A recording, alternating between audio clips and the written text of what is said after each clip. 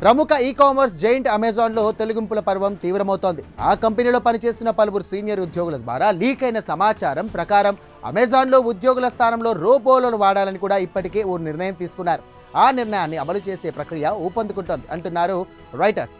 ఇక బ్లూబర్గ్ వంటి అంతర్జాతీయ వార్తా సంస్థల నివేదికల ప్రకారం ఈసారి సుమారు 30,000 మంది కార్పొరేట్ ఉద్యోగులను లే ఆఫ్ చేయాలని కూడా కంపెనీ యోచిస్తోంది. అమెజాన్ చరిత్రలోనే ఇది అతిపెద్ద రిమూవల్గా నిలుస్తోంది అంటున్నారు. ప్రస్తుతం అమెజాన్లో దాదాపు 3.5 లక్షల కార్పొరేట్ ఉద్యోగులున్నారు. వారిలో సుమారు 10% మందిని తొలగించేందుకు కూడా నిర్ణయించిందని సమాచారం. మొత్తం కంపెనీ ఉద్యోగుల సంఖ్య ప్రపంచవ్యాప్తంగా 15.5 లక్షలుగా ఉంది.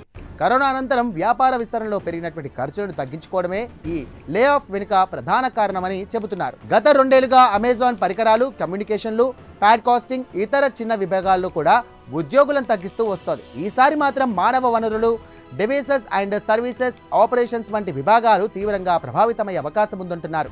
ఇక హెచ్ఆర్ విభాగంలోనే దాదాపు 15% ఉద్యోగులను కూడా తగ్గించనున్నట్లుగా తెలుస్తోంది. ఉద్యోగుల తొలగింపునకు సంబంధించినటువంటి నోటీసులు వచ్చే వారం నుండి కూడా ఈమెయిల్ ద్వారా పంపిస్తారని కూడా సమాచారం.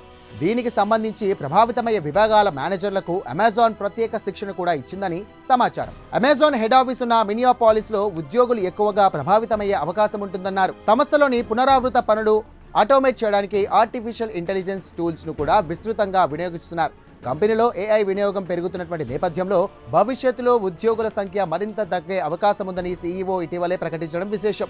2022 చివరిలో అమెజాన్ సుమారు 27,000 మందిని తొలగించింది.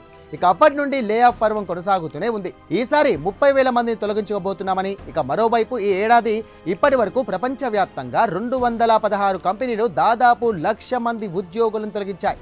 ఇక 2024లో ఈ సంఖ్య 1.53 లక్షలకు చేరింది.